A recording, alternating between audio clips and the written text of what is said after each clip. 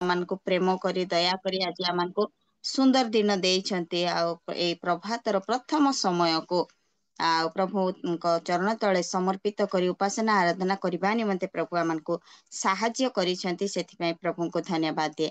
ଆସନ୍ତୁ ଆଉ ଏଇ ସମୟରେ ଆମମାନେ ପ୍ରଭୁଙ୍କର ସେ ନିକଟବର୍ତ୍ତୀ ହୋଇଅଛୁ। ଆମମାନେ ପ୍ରଭୁଙ୍କର ଗୌରବ କରିବା।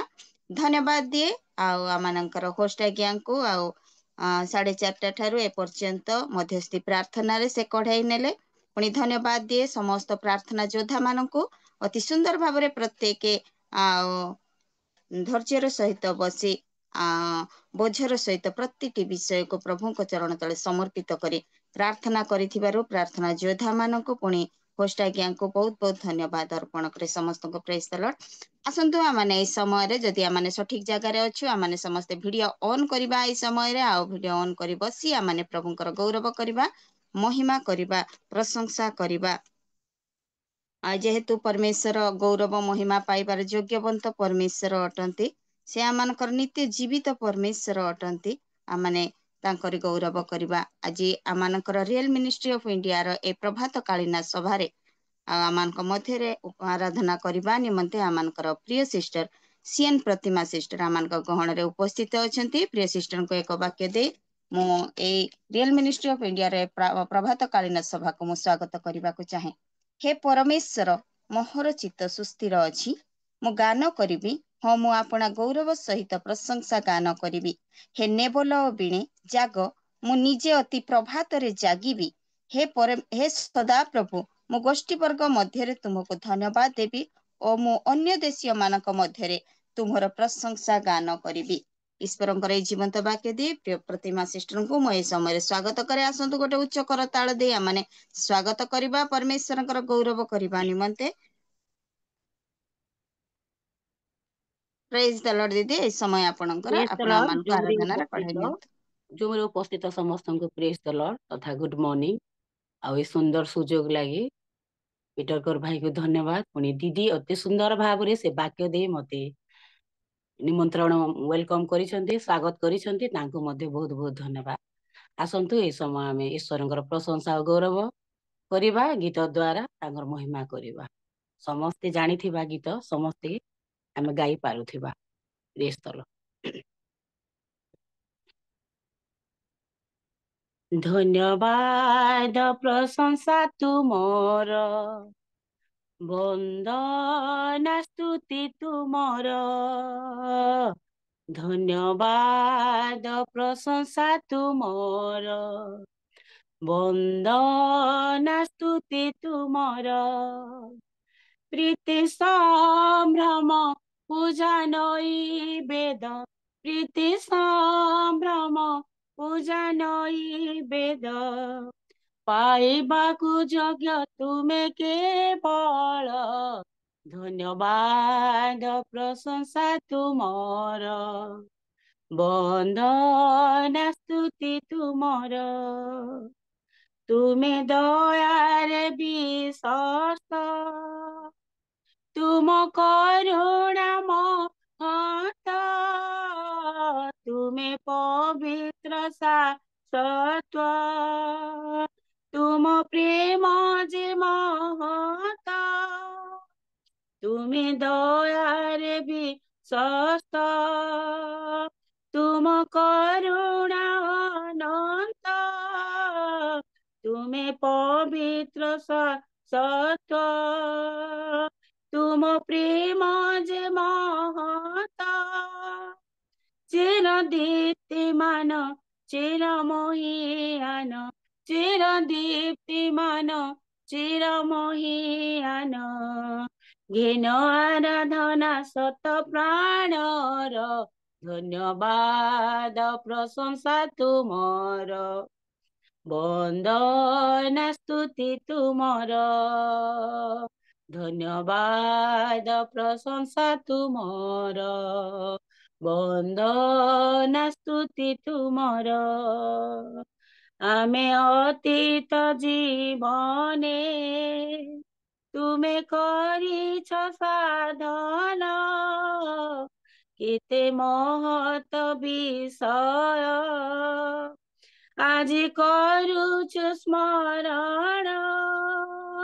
सर्वशक्तिमान चिर दयावान सर्वशक्तिमान चिर दयावान जय गान हेउ तुम नामर धन्यवाद प्रशंसा तुमर बंदना स्तुति तुमर धन्यवाद प्रशंसा तुमर बंदना स्तुति तुमर प्रीति संभ्रम पूजा नई वेद प्रीति संभ्रम पूजा नई वेद पाइबाकु योग्य तुमे केवल धन्यवाद प्रशंसा तुमर बंदना स्तुति तुमर धन्यवाद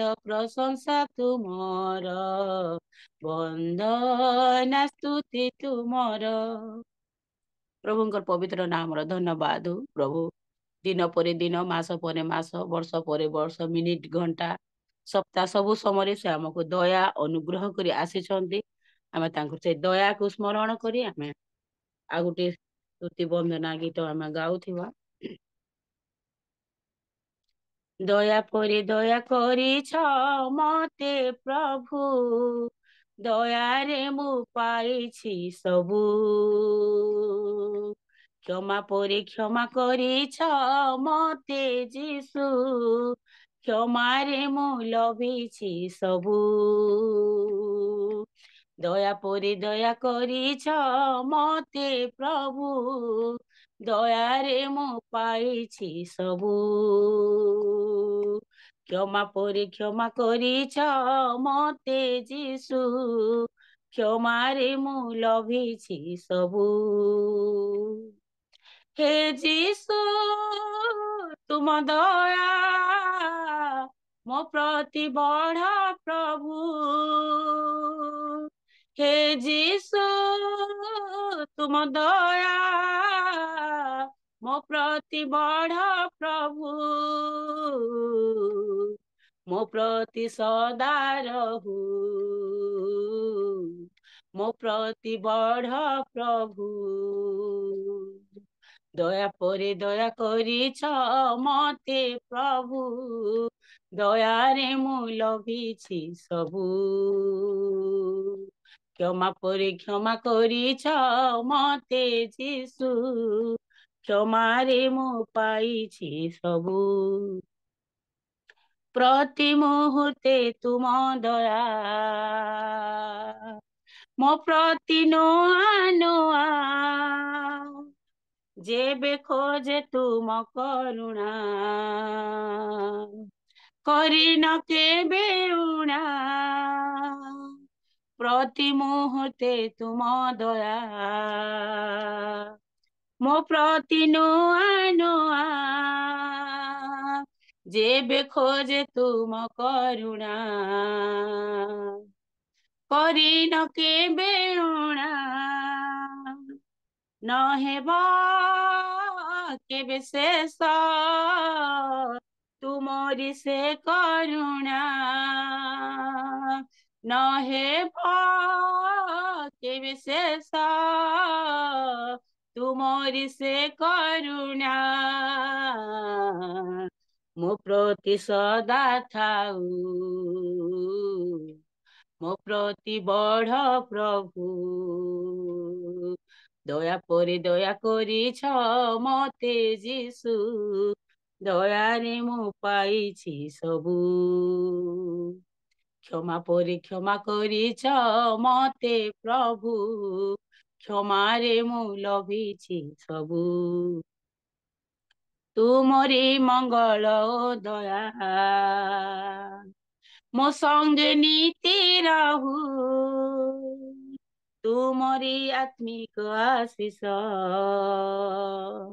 मो प्रति सदा थाऊ तुमरी मंगल दया मो संगे नीति रहु तुमरी आत्मिक आशीष ମୋ ପ୍ରତି ସଦା ଥାଉ, ସର୍ବଦା ମୋ ଅଷ୍ଟ ତୁମରି ସ୍ତୁତି କରୁ, ସର୍ବଦା ମୋ କଷ୍ଟ ତୁମରି ସ୍ତୁତି କରୁ, ମୋ ପ୍ରତି ବଢ ପ୍ରଭୁ, ମୋ ପ୍ରତି ସଦା ଥାଉ, ଦୟା ପରେ ଦୟା କରିଛ ମତେ ପ୍ରଭୁ, ଦୟାରେ ମୁଁ ପାଇଛି ସବୁ, କ୍ଷମା ପରେ କ୍ଷମା କରିଛ ମତେ ଯୀଶୁ, କ୍ଷମାରେ ମୁଁ ଲଭିଛି ସବୁ, ହେ ଯୀଶୁ ତୁମ ଦୟା ମୋ ପ୍ରତି ବଢ ପ୍ରଭୁ, ହେ ଯୀଶୁ ତୁମ ଦୟା ମୋ ପ୍ରତି ସଦା ଥାଉ, ମୋ ପ୍ରତି ବଢ ପ୍ରଭୁ, ମୋ ପ୍ରତି ସଦା ରହୁ, ଦୟା ପରେ ଦୟା କରିଛ ମତେ ପ୍ରଭୁ, ଦୟାରେ ମୁଁ ପାଇଛି ସବୁ, କ୍ଷମା ପରେ କ୍ଷମା କରିଛ ମତେ ଯୀଶୁ, କ୍ଷମାରେ ମୁଁ ଲଭିଛି ସବୁ। ପ୍ରେଜ୍ ଦ ଲର୍ଡ।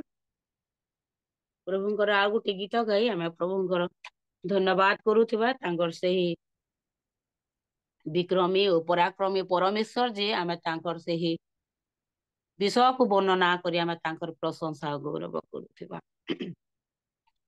ସବୁ ଗୌରବ ପ୍ରଶଂସା ଯୁଗେ ଯୁଗେ ତୁମର, ସବୁ ଗୌରବ ପ୍ରଶଂସା ଯୁଗେ ଯୁଗେ ତୁମର, ତୁମେ ଅନାଦି ଅନନ୍ତ ସତ୍ୟ ଜୀବନ୍ତ ଚିରନ୍ତନ ପରମେଶ୍ୱର, ସବୁ ଗୌରବ ପ୍ରଶଂସା ଯୁଗେ ଯୁଗେ ତୁମର, ସବୁ ଗୌରବ ପ୍ରଶଂସା ଯୁଗେ ଯୁଗେ ତୁମର, ତୁମ ପ୍ରେମ ସତେ ଏତେ ଗଭୀର ମାପି ପାରିନି ମୋର ଅନ୍ତର, ସେ ପ୍ରେମେ କରିଲ ମତେ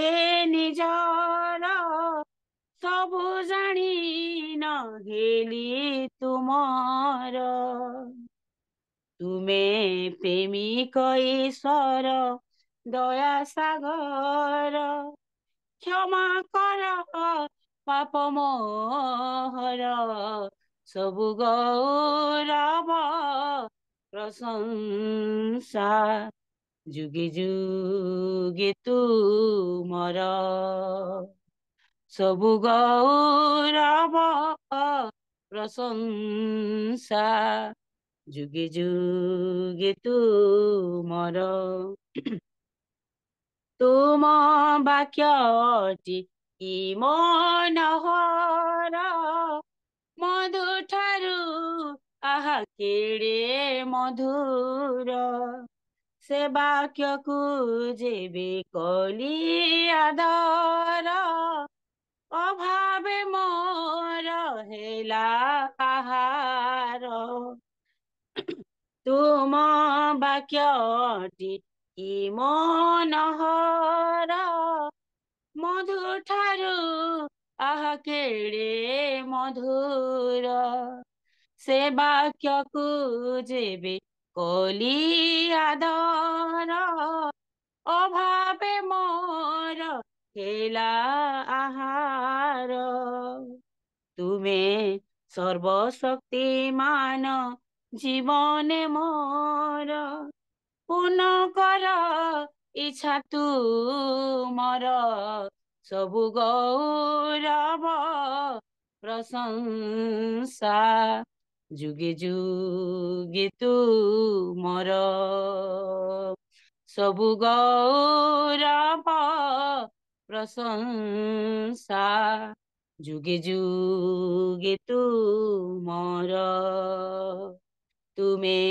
ଅନାଦି ଅନନ୍ତ ସତ୍ୟ ଜୀବନ୍ତ ତୁମେ ଅନାଦି ଅନନ୍ତ ସତ୍ୟ ଜୀବନ୍ତ ଚିରନ୍ତନ ପରମେଶ୍ୱର ସବୁ ଗୌରବ ପ୍ରଶଂସା ଯୁଗେ ଯୁଗେ ତୁ ମୋର ସବୁ ଗୌରବ ପ୍ରଶଂସା ଯୁଗେ ଯୁଗେ ତୁ ମୋର।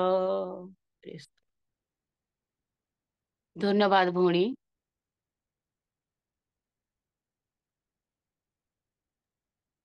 ଧନ୍ୟବାଦ ଦିଦି, ବହୁତ ବହୁତ ଧନ୍ୟବାଦ। ଆଉ 5 ମିନିଟ ସମୟ ଥିଲା, ଯଦି ଗାଇବେ ଆଉ ଗୋଟେ ଗୀତ ଗାଇକି ପ୍ରଭୁଙ୍କର ଗୌରବ କରିବା।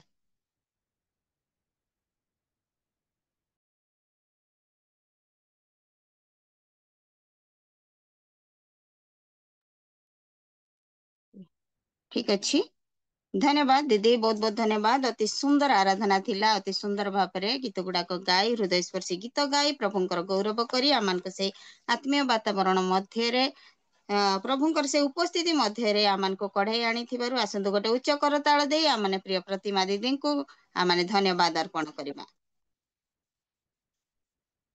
ଧନ୍ୟବାଦ ଦିଦି, ବହୁତ ବହୁତ ଧନ୍ୟବାଦ। ଆମମାନଙ୍କର ରିଏଲ ମିନିଷ୍ଟ୍ରି ଅଫ ଇଣ୍ଡିଆର ଏ ପ୍ରଭାତ କାଳୀନ ସଭାରେ ଅତି ପ୍ରଭାତରେ ଜଡିତ ହୋଇ ଅତି ସୁନ୍ଦର ଗୀତ ଗାନ କରି ପ୍ରଭୁଙ୍କର ଗୌରବ ମହିମା କରିଥିବାର ଆପଣଙ୍କୁ ବହୁତ ବହୁତ ଧନ୍ୟବାଦ ଅର୍ପଣ କରେ। ପ୍ରେଜ ଦ ଲର୍ଡ ଦିଦି, ପ୍ରଭୁ ଆଶୀର୍ବାଦ କରନ୍ତୁ। ଆସନ୍ତୁ ଆମମାନେ ସମୟରେ ଆମମାନେ ସମସ୍ତେ ନିଜକୁ ପ୍ରସ୍ତୁତ କରିଛୁ, ଜାଗ୍ରତ କରିଛୁ ଈଶ୍ୱରଙ୍କର ଜୀବନ୍ତ ବାକ୍ୟ ଶ୍ରବଣ କରିବା ନିମନ୍ତେ। ଆମମାନେ ଆରାଧନାରେ ପ୍ରଭୁଙ୍କର ସେ ନିକଟବର୍ତ୍ତୀ ହୋଇଅଛୁ। ଆସନ୍ତୁ ଆମମାନେ ଏହି ସମୟରେ ପ୍ରଭୁଙ୍କର ସେ ଜୀବନ୍ତ ବାକ୍ୟ ଶ୍ରବଣ କରିବା ନିମନ୍ତେ ପ୍ରଭୁଙ୍କ ନିକଟବର୍ତ୍ତୀ ହେବା। ତା ପୂର୍ବରୁ ଆମମାନେ ସଂକ୍ଷିପ୍ତ ଭାବରେ ଆମମାନେ ପ୍ରାର୍ଥନା କରିବା, ବିଶେଷ ପ୍ରାର୍ଥନା କରିବା। ଆମମାନଙ୍କର ପ୍ରତିମା ଦିଦିଙ୍କୁ ପ୍ରଭୁଙ୍କ ଠାରେ ସମର୍ପିତ କରି ଆମମାନେ ପ୍ରାର୍ଥନା କରିବା। ତାଙ୍କର ସେବା କାର୍ଯ୍ୟ, ତାଙ୍କ ପରିବାର ପ୍ରତ୍ୟେକଙ୍କୁ ପ୍ରଭୁଙ୍କ ଠାରେ ସମର୍ପିତ କରିବା। ପୁଣି ଆମମାନଙ୍କ ନିମନ୍ତେ ଈଶ୍ୱରଙ୍କର ମୁଖ ନିଃସୃତ ଜୀବନ୍ତ ବାକ୍ୟ ନେଇ ଆସୁଥିବା ଆମମାନଙ୍କର ଲୋଗୋସ୍ ଦାସ ବର୍ଦ୍ଧନ ଆଜ୍ଞାଙ୍କୁ ପ୍ରଭୁଙ୍କ ଠାରେ ସମର୍ପିତ କରି ପ୍ରାର୍ଥନା କରିବା। ପୁଣି ଯେତୋଟି ଡିଭାଇସ୍ ଅଛି ପ୍ରତିଟି ଡିଭାଇସ୍ ଯେପରି ଉତ୍ତମ ରହିବ, କୌଣସି ନେଟୱାର୍କ ପ୍ରୋବ୍ଲେମ ହେବ ନାହିଁ, ପ୍ରତିଟି ଡିଭାଇସକୁ ପ୍ରଭୁ ତାଙ୍କ ଆୟତ ମଧ୍ୟରେ ରଖିବେ, ସେଥିପାଇଁ ମଧ୍ୟ ଆମମାନେ ପ୍ରାର୍ଥନା କରିବା। ପୁଣି ଯେଉଁମାନେ ଏପର୍ଯ୍ୟନ୍ତ ଜଡ଼ିତ ହୋଇନାହାନ୍ତି ଅତି ଶୀଘ୍ର ଜଡ଼ିତ ହେବେ, ସେଥିପାଇଁ ମଧ୍ୟ ଆମମାନେ ପ୍ରାର୍ଥନା କରିବା। ଏହି ସମୟରେ ପ୍ରାର୍ଥନା କରିବାକୁ ମୁଁ ଅନୁରୋଧ କରେ। ଆମମାନଙ୍କର ସମ୍ମାନୀୟ ଆଜ୍ଞା ବିନୋଦ ପାଲ ଆଜ୍ଞା ଅଛନ୍ତି, ଆଉ ଆଜ୍ଞାଙ୍କୁ ମୁଁ ଏହି ସମୟରେ ଅନୁରୋଧ କରେ ଆଉ ଏସବୁ ବିଷୟକୁ ପ୍ରଭୁଙ୍କ ଚରଣ ତଳେ ସମର୍ପିତ କରି ସେ ସଂକ୍ଷିପ୍ତରେ ପ୍ରାର୍ଥନା କରିବେ। ପ୍ରେଜ ଦ ଲର୍ଡ ଆଜ୍ଞା। ପ୍ରେଜ ଦ ଲର୍ଡ, ପ୍ରେଜ ଦ ଲର୍ଡ। ସମସ୍ତଙ୍କୁ ନମସ୍କାର, ଧନ୍ୟବାଦ ଦେବି ସୁନ୍ଦର ସୁଯୋଗ ପାଇଥିବା ହେତୁ। ପ୍ରଭୁ ଆମମାନଙ୍କୁ ସୁନ୍ଦର ଅବକାଶ ଦେଇଛନ୍ତି ଏହି ସମୟ ତାଙ୍କ ନିକଟବର୍ତ୍ତୀ ହେବା ପାଇଁ। ପ୍ରାତଃକାଳେ ସୁନ୍ଦର ଏହି ପ୍ରାତଃକାଳୀର ଉପାସନାରେ ପ୍ରତ୍ୟେକଙ୍କୁ ତାଙ୍କ ଚରଣ ତଳେ ଦେଇଥିବା ହେତୁ ପ୍ରଭୁଙ୍କ ନାମ ଧନ୍ୟ ହଉ। ଆସନ୍ତୁ, ତା ପୂର୍ବରୁ ମୁଁ ଗୋଟିଏ ବାକ୍ୟ ପଢିବି, ତାପରେ ପ୍ରାର୍ଥନା କରିବି। କର୍ଣ୍ଣଡର ଆମ୍ଭ ନିକଟକୁ ଆସ, ଶୁଣ, ତହିଁରେ ତୁମ୍ଭମାନଙ୍କର ପ୍ରାଣ ବଞ୍ଚିବ। ପୁଣି ଆମ୍ଭେ ତୁମ୍ଭମାନଙ୍କ ସହିତ ଏକ ନିତ୍ୟସ୍ଥାୟୀ ନିୟମ ଅର୍ଥାତ ଦାଉଦଙ୍କ ପ୍ରତି ନିଶ୍ଚିତ ଦୟା ସ୍ଥିର କରିବା। ପ୍ରଭୁ ଏ ପ୍ରତିଭାଗ ଆସନ୍ତୁ। ଶୁଭୁଛି ମୋର ଆବାଜଟା? Thank you Lord. ଅତ୍ୟନ୍ତ ଦୟାଳୁ ସ୍ୱର୍ଗବାସୀ ପିତା, ତୁମର ସେ ମହତ୍ ନାମକୁ ଧନ୍ୟବାଦ ଦଉଛୁ, ପ୍ରଶଂସା କରୁଛୁ, ଗୌରବ କରୁଛୁ। ପ୍ରଭୁ ଆମମାନଙ୍କ ଜୀବନରେ ପ୍ରଭୁ ଏକ ନୂତନ ଦିନ ମଧ୍ୟ ଯୋଡ଼ିଦେଲ, ଏଥିପାଇଁ ଧନ୍ୟବାଦ ଦଉଛୁ। ନୂତନ ସମୟ ଦେଇଛ, ଧନ୍ୟବାଦ ଦଉଛୁ। ନୂତନ ପ୍ରଭାତ ଦେଇଛ, ଧନ୍ୟବାଦ ଦଉଛୁ। ପ୍ରଭୁ ନୂତନ ଭାବେ ପ୍ରଭୁ ଆମମାନଙ୍କୁ ଅନୁଗ୍ରହ କରି ଏହି ସମୟକୁ ପ୍ରଭୁ ତୁମେ ଦେଇଛ, ତୁମରି ମହିମା କରୁଛୁ, ଗୌରବ କରୁଛୁ। ପ୍ରଭୁ ତୁମରି ପ୍ରଶଂସା କରୁ କରୁ, ତୁମରି ମହିମା କରୁ କରୁ, ତୁମରି କରୁ କରୁ, ତୁମରି ପ୍ରଭୁ ଅତି ସୁନ୍ଦର କଣ୍ଠ ଦେଲ, ସୁନ୍ଦର ମୁଖ ଦେଲ, ଗୀତ ଗାନ କରି ତୁମରି ଗୌରବ କରୁ କରୁ ପ୍ରଭୁ ତୁମେ ତାଙ୍କୁ ଅନୁଗ୍ରହ କରିଛ, ଏଥିପାଇଁ ଧନ୍ୟବାଦ ଦଉଛୁ। ତାଙ୍କ ପରିବାରକୁ, ତାଙ୍କ ସେବା କାର୍ଯ୍ୟ ମଧ୍ୟ ତୁମେ ଆଶୀର୍ବାଦ କର। ଆହୁରି ଆହୁରି ପ୍ରଭୁ ଅନଲାଇନରେ ଅଫଲାଇନରେ ତାଙ୍କୁ ବ୍ୟବହାର କରି ତୁମରି ଗୌରବ ନିମନ୍ତେ ଆରାଧନା ପାଇଁ ତୁମେ ଅନୁଗ୍ରହ କୃପା କର, ସାହାଯ୍ୟ କର ଏବଂ ତୁମେ ଯାହା ପ୍ରତ୍ୟେକଙ୍କୁ ତୁମେ ଆଶୀର୍ବାଦ କର। ଯେତେକ ଆଚାର ବସି ଅଛନ୍ତି ପ୍ରଭୁ, ପ୍ରତ୍ୟେକଙ୍କୁ ତୁମେ ନିୟନ୍ତ୍ରଣ କର। ତୁମରି ପ୍ରଭୁ ସାନ୍ନିଧ୍ୟ ମଧ୍ୟରେ ରଖି ତୁମେ ଆୟତ ମଧ୍ୟରେ ରଖି ବ୍ୟବହାର କର। ପ୍ରଭୁ ଏହି ସମୟରେ ତୁମରି ନମିତ ଦାସ ପ୍ରଭୁ ତୁମରି ସେଇ ସ୍ୱର୍ଗୀୟ ବାଣୀ ନେଇ ଆସୁଅଛନ୍ତି। ମୁଖନିସୃତ ବାକ୍ୟ ପ୍ରଭୁ ପ୍ରକାଶ କରିବେ। ତୁମେ ତାଙ୍କର ମୁଖ ଦେଇ ତୁମେ କଥା କୁହ। ତୁମେ ମହିମାନ୍ବିତ, ତୁମେ ଗୌରବ ପାଅ। ପ୍ରତ୍ୟେକଙ୍କ ହୃଦୟକୁ ତୁମେ ସ୍ପର୍ଶ କର ପ୍ରଭୁ। এই ବାକ୍ୟ ଦ୍ୱାରା ପ୍ରତ୍ୟେକ ଯୋଉ ପ୍ରଭୁ ଆତ୍ମାକୁ ବଳିଷ୍ଠ କରିବେ, ତୁମ ନିମନ୍ତେ ଆମେ ବ୍ୟବହାର ହେଇପାରିବେ। ଗୌରବ ସମ୍ଭ୍ରମ ପୂଜା ପ୍ରଶଂସା ଥିବା ପାଅ ପ୍ରଭୁ। ସମସ୍ତ ନେଟୱାର୍କକୁ ତୁମେ ନିୟନ୍ତ୍ରଣ କର। କୌଣସି ପ୍ରକାର ତ୍ରୁଟି ଦିନପାରେ ଏ ସମସ୍ତଙ୍କର ମହିମା ଗୌରବ ପୂଜା ପ୍ରଶଂସା ପାଅ ପ୍ରଭୁ। ତୁମେ ଦୟା କର। ପ୍ରଭୁ ପ୍ରାର୍ଥନା କରୁଛି ଫିଲ୍ଡିଂ କରୁଥିବା ଭଉଣୀକୁ ମଧ୍ୟ ବିଶେଷ କରି ଆଶୀର୍ବାଦ କର। ଆତ୍ମାଙ୍କ ଦ୍ୱାରା ଚାଳିତ ହେଇ ତୁମରି ଲୋକମାନଙ୍କୁ ତୁମରି ନିକଟବର୍ତ୍ତୀ କରାଇବେ। ମହିମା କିଛି ମାଗିବାର ଅଛି ପ୍ରଭୁ। ମାଗିବା ପୂର୍ବରୁ ତୁମେ ଜାଣୁଛ ସମସ୍ତ ବିଷୟ ଦେବା ପରମେଶ୍ୱର ବୋଲି ତୁମ ଯୀଶୁଙ୍କ ନାମରେ କ୍ଷୁଦ୍ର ନିବେଦନ କଲି ପିତା। ଆମେନ୍ ଆମେନ୍ ଆମେନ୍ ଆମେନ୍ ଆମେନ୍। ଧନ୍ୟବାଦ ଆଜ୍ଞା, ବହୁତ ବହୁତ ଧନ୍ୟବାଦ। ପ୍ରେଜ ଦ ଲର୍ଡ ଆଜ୍ଞା। ଅତି ସୁନ୍ଦର ଭାବରେ ବୋଧର ସହିତ ପ୍ରାର୍ଥନା କରିଥିବାରୁ ଆପଣଙ୍କୁ ବହୁତ ବହୁତ ଧନ୍ୟବାଦ ଅର୍ପଣ କରେ। ପ୍ରେଜ ଦ ଲର୍ଡ। ଆସନ୍ତୁ ଆମମାନେ ଏହି ସମୟରେ ଯଦି ଆମମାନେ ସମସ୍ତେ ସଠିକ ଜାଗାରେ ଅଛୁ, ଆମମାନେ ସମସ୍ତେ ଏହି ସମୟରେ ଭିଡିଓ ଅନ୍ କରିବା, ବସିବା। ଯେହେତୁ ବକ୍ତା ମହାଶୟ ଆମମାନଙ୍କ ଗହଣରେ ଉପସ୍ଥିତ ହୋଇଅଛନ୍ତି, ଆମମାନେ ବକ୍ତା ମହାଶୟଙ୍କୁ ସମ୍ମାନ ଦେବା ଉଦ୍ଦେଶ୍ୟରେ, ତାଙ୍କୁ ମଧ୍ୟ ଉତ୍ସାହ ଲାଗିବ ପରମେଶ୍ୱରଙ୍କୁ ସମ୍ମାନ ଦେବା ଉଦ୍ଦେଶ୍ୟରେ ଆମମାନେ ସମସ୍ତେ ଏହି ସମୟରେ ଭିଡିଓ ଅନ୍ କରିବା, ବସିବା ଆଉ ପ୍ରଭୁଙ୍କର ସେଇ ମୁଖ ନିଃସୃତ ଜୀବନ୍ତ ବାକ୍ୟକୁ ଆମମାନେ ଶ୍ରବଣ କରିବା। ଆଜି ଆମମାନଙ୍କର ରିଏଲ ମିନିଷ୍ଟ୍ରି ଅଫ ଇଣ୍ଡିଆର ଏ ମର୍ଣ୍ଣିଂ ଡିଭୋସନରେ ଈଶ୍ୱରଙ୍କର ମୁଖ ନିଃସୃତ ଜୀବନ୍ତ ବାକ୍ୟ ନେଇ ଆସିଅଛନ୍ତି ଆମମାନଙ୍କର ପ୍ରିୟ ଆଜ୍ଞା, ସମ୍ମାନୀୟ ଆଜ୍ଞା ଏଭାଞ୍ଜେଲିଷ୍ଟ ଲୋଗୋସ ଦାସ ବର୍ଦ୍ଧନ ଆଜ୍ଞା ଆଜି ଆମମାନଙ୍କ ଗହଣରେ ଉପସ୍ଥିତ ଅଛନ୍ତି। ଆଉ ଆମମାନଙ୍କର ଅତି ପ୍ରିୟ ଆଜ୍ଞାଙ୍କୁ ମୁଁ ଏ ସମୟରେ ଗୋଟେ ବାକ୍ୟ ପଠନ କରି ମୁଁ ଏହି ସମୟରେ ପ୍ରଭାତରେ ବାକ୍ୟ ପ୍ରଦାନ କରିବା ନିମନ୍ତେ ସ୍ୱାଗତ କରିବାକୁ ଚାହେଁ। ବାକ୍ୟରେ ଲେଖାଯାଏ, ଯେହେତୁ ସେ ତୃଷିତ ପ୍ରାଣକୁ ପରିତୃପ୍ତ କରନ୍ତି, ଅକ୍ଷୁଧିତ ପ୍ରାଣକୁ ଉତ୍ତମ ଦ୍ରବ୍ୟରେ ପୂର୍ଣ୍ଣ କରନ୍ତି। ଆସନ୍ତୁ ଆମମାନେ ଏହି ସମୟରେ ଉତ୍ତମ ଦ୍ରବ୍ୟ ପ୍ରାପ୍ତ ହେବା ନିମନ୍ତେ ଈଶ୍ୱରଙ୍କର ସେ ମୁଖ ନିଃସୃତ ଜୀବନ୍ତ ବାକ୍ୟକୁ ଆମମାନେ ଶ୍ରବଣ କରିବା ନିମନ୍ତେ ଆମମାନଙ୍କର ଇଭାଞ୍ଜେଲିଷ୍ଟ ଲୋଗୋସ ଦାସ ବର୍ଦ୍ଧନ ଆଜ୍ଞାଙ୍କୁ ଏରିଏଲ ମିନିଷ୍ଟ୍ରି ଅଫ ଇଣ୍ଡିଆ ତରଫରୁ ଏକ ଉଚ୍ଚ କରତାଳ ଦେଇ ଆମମାନେ ସ୍ୱାଗତ କରିବା। ପ୍ରେଜ ଦ ଲର୍ଡ ଆଜ୍ଞା। ଏହି ସମୟ ଆପଣଙ୍କର, ଆପଣ ଆମମାନଙ୍କୁ ଈଶ୍ୱରଙ୍କର ସେ ମୁଖ ନିଃସୃତ ଜୀବନ୍ତ ବାକ୍ୟ ଦେଇ ଆଗକୁ କଢେଇ ନେବା ହେବେ। ଆଗାମୀ ସମୟ ଆପଣଙ୍କର। ପ୍ରେଜ ଦ ଲର୍ଡ। ସର୍ବପ୍ରଥମେ ଆମମାନଙ୍କର ତ୍ରାଣକର୍ତ୍ତା, ଉଦ୍ଧାରକର୍ତ୍ତା, ମୁକ୍ତିଦାତା ପରମେଶ୍ୱରଙ୍କୁ, ପ୍ରେମକାରୀ ପରମେଶ୍ୱରକୁ ଧନ୍ୟବାଦ ଦିଏ। ହାଲେଲୁୟା। ଜୋରରେ କୁହନ୍ତୁ ହାଲେଲୁୟା। ପ୍ରେଜ ଦ ଲର୍ଡ। ଗ୍ଲୋରି। ପ୍ରଭୁଙ୍କ ନାମ ଧନ୍ୟବାଦ ହଉ, ପ୍ରଭୁଙ୍କ ନାମ ଗୌରବ ହଉ, ପ୍ରଭୁଙ୍କ ନାମ ସ୍ତୁତି ବନ୍ଦନା ହଉ। ପ୍ରଭୁ ଅନେକ ଲୋକଙ୍କୁ ଆଜିର ଦିନ ଦେଖିବାକୁ ଦେଇନାହାନ୍ତି, କିନ୍ତୁ ଆମମାନଙ୍କୁ ସେ ଅନୁଗ୍ରହ କରି ଦୟା କରି ଆଜିର ଏହି ଉତ୍ତମ ଦିନରେ ଏହି ପ୍ରଭାତ ସମୟରେ ରିଏଲ ମିନିଷ୍ଟ୍ରି ମାଧ୍ୟମରେ ଆମମାନଙ୍କୁ ତାଙ୍କରି ସାନ୍ନିଧ୍ୟରେ ଏକତ୍ରିତ କରିଛନ୍ତି। ତାଙ୍କ ନାମ ଧନ୍ୟବାଦ ହଉ। ତ ସଙ୍ଗେ ସଙ୍ଗେ ଏଠାରେ ଉପସ୍ଥିତ ସମସ୍ତଙ୍କୁ, ମା ବାପା ଭାଇ ଭଉଣୀ ସମସ୍ତଙ୍କୁ ମୋର ଖ୍ରୀଷ୍ଟ ପ୍ରେମ ନମସ୍କାର ଜଣାଏ। ନମସ୍କାର ନମସ୍କାର। ଆଜିର ଦିନରେ ଏହି ରିଏଲ ମିନିଷ୍ଟ୍ରି ପ୍ରଭାତ ସମୟରେ ଜୁମ୍ ମାଧ୍ୟମରେ ଆମମାନଙ୍କୁ ସମସ୍ତଙ୍କୁ ଏକତ୍ରିତ କରିଛନ୍ତି। ଆଉ ବିଶେଷ କରି ଆଜିର ଦିନରେ ଆମମାନଙ୍କୁ ମଧ୍ୟସ୍ଥ ପ୍ରାର୍ଥନାରେ ଆମମାନଙ୍କୁ କଢ଼ାଇ ନେଲେ। ଆମମାନଙ୍କର ରିଏଲ ମିନିଷ୍ଟ୍ରିର ଫାର୍ଷ୍ଟ ଆଜ୍ଞା 4ଟା ଅଧ୍ୟାୟରୁ 5ଟା ପର୍ଯ୍ୟନ୍ତ ଅନେକ ପ୍ରାର୍ଥନାର ବିଷୟ ରଖିଲେ। ଅନେକ ଦାସ ଦାସୀ ପ୍ରାର୍ଥନା କରିଅଛନ୍ତି। ସେ ଯେ ପ୍ରାର୍ଥନା ଶ୍ରବଣକାରୀ ଉତ୍ତରଦାତା ପରମେଶ୍ୱର ପ୍ରଭୁ କହିଲେ, ମୋ ନିକଟରେ ପ୍ରାର୍ଥନା କର, ତହିଁରେ ଆମ୍ଭେ ତୁମକୁ ଉତ୍ତର ଦେବା ବୋଲି କହିଅଛନ୍ତି। ନିଶ୍ଚୟ ସେ ପ୍ରଭୁ ଉତ୍ତର ଦଉଛନ୍ତି। ତାଙ୍କ ନାମ ଧନ୍ୟବାଦ ହଉ। ଆଉ ପ୍ରଭୁଙ୍କର ଦାସଙ୍କୁ ମଧ୍ୟ ବିଶେଷ ବିଶେଷ ଧନ୍ୟବାଦ, ମଧ୍ୟସ୍ଥ ପ୍ରାର୍ଥନାରେ କଢ଼େଇ ନେଲେ। ସେହିପରି ଆମମାନଙ୍କୁ ଗୀତ ମାଧ୍ୟମରେ ବହୁତ ସୁନ୍ଦର ଭାବରେ ଆତ୍ମିକର ଗୀତ ଗୁଡାକ ଗାଇ ଆମମାନଙ୍କୁ ପ୍ରଭୁଙ୍କର ଦାସୀ ଆମମାନଙ୍କର प्रतिमा दीदी आमानकु उत्तम गीत माध्यम रे कड़ाई नेले तांको मध्य विशेष विशेष धन्यवाद जणाए। सही परि आमानकु परिचालन रे अछंती आमानकर दीदी संयुक्त रेखा दीदी आमानकु परिचालन रे कड़ाई नेउछंती आ तांके मध्य उत्तम भाव रे मते आह्वान करछंती सेतमेंते प्रभु को धन्यवाद दिए तांको मध्य थैंक यू। आ एई समय रे आमाने सही जीवंत वाक्य आमाने श्रवण करिया जिबा। मो नगण्य थोड़ी किछि नुहे किंतु प्रभुंकर दया अनुग्रह हेतु आज सही पवित्र बाइबल रो किछि अंश आमाने देखिबा। जदि पवित्र बाइबल देखिबा ताहा 600 पुस्तक रे पवित्र बाइबल रही अछि। अनेक बही रही अछि जहाँकि केतेक बही तो केतेक पुस्तक तो बुझिबा पई सहज लागे किंतु जदि आमाने देखो पवित्र बाइबल रे दुईटी बही रही अछि जहाँकि गोटे होछि परम गीत आउ गोटे होछि प्रकाशित वाक्य ताहा बुझिबा टिके अल्प किछि कष्ट लागि थाए। जदि आमाने देखो परम गीत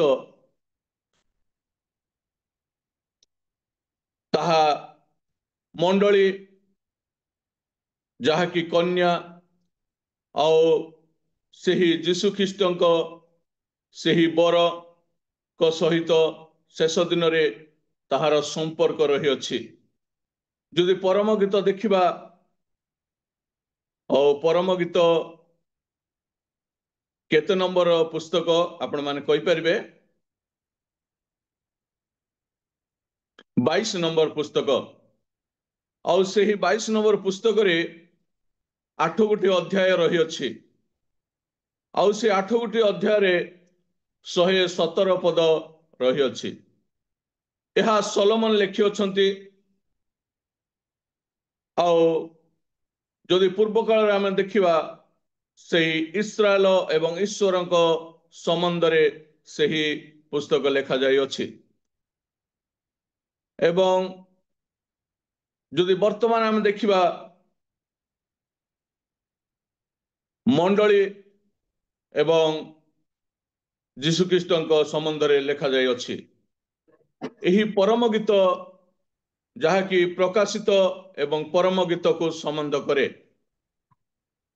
जदि आमे परम गीत देखिबा परम गीत निजे सोलोमन लिखि अछंती। यह केबे लेखा जाइछि माने प्रायत ख्रीष्टपूर्व 1010 ख्रीष्टाब्द रे यह लेखा होई अछि। परम गीत जहाँकि सोलोमन लिखि अछंती। सोलोमन प्रायत अनेक गीत लिखि अछंती और इतिहास कहे प्रायत 105 गोटी गीत लिखि अछंती किंतु आमाने एही 5 गोटी गीतरू एही परम गीत को आमे विशेष भाव में देखि थाउ जहाँकि एही गीत रे बहुत सुंदर भाव रे कन्या एवं बरंक सहित संपर्क जहाँकि जीशु ख्रीष्ट एवं मंडली सहित संपर्कर विषय लेखा जाई अछि। अनेक तो अनेक यहाकू व्याख्या करिथांती। परम गीत आमाने कम रे ही सुनी थाउ जहाँकि अनेक दास कहते परम गीत जहाँकि शिशु माने जहाँकि नूतन जो माने ख्रीस्टान अछंती बा जीशु को ग्रहण कर अछंती से माने बुझिबा कष्टकर होइथाए। आओ प्रभु आमानको आज दिन रे सहाय्य करंतु सेही परम गीतर आमाने किछि अंश पठन करिबा एवं ताहिरो आमाने बुझिबा। आओ परम गीत जहाँकि सोलोमन एवं सोलोमी को विषय रे लेखा जाई अछि। जेतोळे आमाने देखो सोलोमी गोटे स्त्री जहाँकि सोलोमी को नहीं कि ଏହି ମଣ୍ଡଳୀର ସମ୍ପର୍କ ଯାହା ସୋଲୋମନ ଯୀଶୁଖ୍ରୀଷ୍ଟଙ୍କର ସମ୍ପର୍କ ଏହିପରି ଭାବରେ ସେହି ସୋଲୋମନ ଗୀତକୁ ପ୍ରେମର ଆଧାରରେ ଲେଖାଯାଇଅଛି। ଯଦି ଆମେ ଆର ପୃଷ୍ଠଭୂମି ଯଦି ଦେଖିବା, ସୋଲୋମୀ ଜଣେ ସ୍ତ୍ରୀ, ସେ ଆଉ ଦ୍ରାକ୍ଷାର ତୋଟାର ଜଣେ ମାଲିକ ଭାବରେ ସେ ଦ୍ରାକ୍ଷା କ୍ଷେତ୍ରରେ ରହିଅଛନ୍ତି ଏବଂ ସୋଲୋମନ କାହାର ପୁଅ?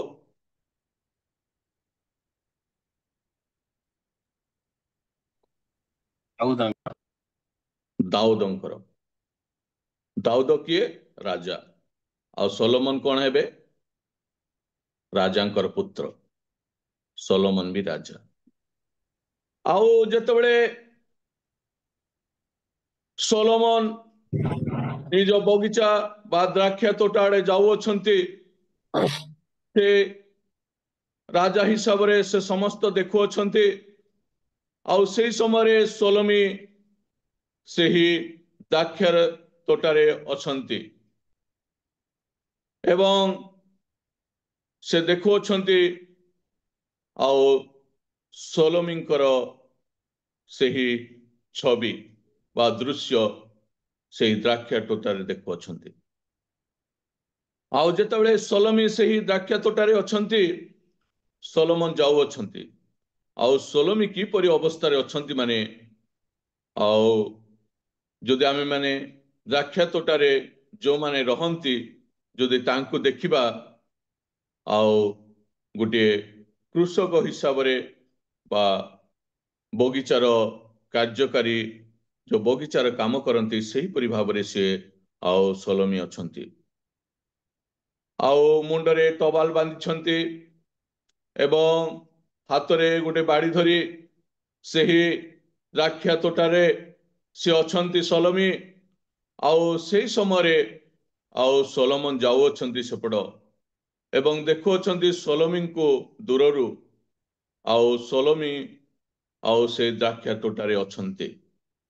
ଆଉ ସେହି ସମୟରେ ଆଉ ସୋଲୋମନ ତାଙ୍କୁ ଦେଖି ଜାଣିପାରୁଅଛନ୍ତି ଏବଂ ତାଙ୍କ ହୃଦୟର ସମସ୍ତ ବିଷୟ ବୁଝିପାରୁଛନ୍ତି ଏବଂ ତାଙ୍କରି ସୌନ୍ଦର୍ଯ୍ୟ ମଧ୍ୟ ଜାଣିପାରୁଅଛନ୍ତି।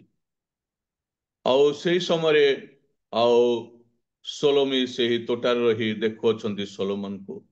କିନ୍ତୁ ସୋଲୋମୀ ଜାଣିନଥିଲେ ଯେ ଏହି ସୋଲୋମନ ଆଉ ରାଜାଙ୍କ ପୁତ୍ର ବୋଲି। ଆଉ ସେହି ସମୟରେ ଆଉ ସୋଲୋମନ ତାଙ୍କ ନିକଟକୁ ଗଲେ ଏବଂ ତାଙ୍କ ସହିତ କଥୋପକଥନ କରୁଅଛନ୍ତି ଏବଂ ସୋଲୋମୀଙ୍କର ସମସ୍ତ ବିଷୟ ଜାଣୁଛନ୍ତି ଏବଂ ତାଙ୍କର ହୃଦୟର ସମସ୍ତ ନମ୍ରତାର ବିଷୟ ମଧ୍ୟ ଜାଣିପାରୁଅଛନ୍ତି। ଆଉ ସେହି ସମୟରେ ଆଉ ଏହି ସୋଲୋମନଙ୍କ ଗୀତ ରଚିତ ହୋଇଅଛି, ଯାହାକି ସୋଲୋମନ ଏବଂ ସୋଲୋମୀଙ୍କ ସମ୍ପର୍କରେ ସେ ପ୍ରେମର ଗୀତ ଲେଖାଯାଇଛି। ବର୍ତ୍ତମାନ ଯଦି ଆମେ ଦେଖିବା, ଆଉ ସୋଲୋମନ ହେଉଛି ଯୀଶୁଖ୍ରୀଷ୍ଟ ଏବଂ ସୋଲୋମୀ ହେଉଛି ମଣ୍ଡଳୀ। ଏହି ଦୁଇଟିକୁ ସମ୍ପର୍କ ରହିଅଛି ଆଉ ସେହି ବିଷୟ ପ୍ରକାଶିତରେ ମଧ୍ୟ ଆଉ ଲେଖାଯାଇଅଛି। ଆଉ ସେଥି ନିମନ୍ତେ ପରମ ଗୀତ ଏବଂ ପ୍ରକାଶିତ ଗୀତକୁ ଆଉ ସମ୍ପର୍କ ରହିଅଛି। ଯଦି ଆମେ ଦେଖିବା ପରମ ଗୀତ, ଆମେ 117ଟା ପଦ ରହିଅଛି, କିନ୍ତୁ 2-3ଟି ବିଷୟ ପଦରେ ନେଇ ଆମେ ସେଥିରୁ ଶିକ୍ଷା ଗ୍ରହଣ କରିବା। ଆଉ ମୁଁ କିଛି ନୁହେଁ, ଆଉ ବହୁତ ବଡ଼ ବଡ଼ ବକ୍ତା ମାନେ ଅଛନ୍ତି, ଆଉ ବକ୍ତାଙ୍କ ମଧ୍ୟମରେ କହିବା ବହୁତ କଷ୍ଟକର ହୋଇଥାଏ। ପ୍ରଭୁ ଯାହା ହଉ, ଆମେ ଦେଖିବା ଆଉ ପରମ ଗୀତ ତାର 2:10-11-12 ପଦ ଆମେ ପଢି ଶୁଣିବା। ସେଥିମଧ୍ୟରୁ କିଛି ଅଂଶ ଆମେ ଆଲୋଚନା କରିବା। ମୋହର ପ୍ରିୟତମ କଥା କହିଲେ ଓ ସେ ମୋତେ କହିଲେ, ହେ ମୋହର ପ୍ରିୟେ, ମୋହର ସୁନ୍ଦରୀ, ଉଠ ବାହାରି ଆସ।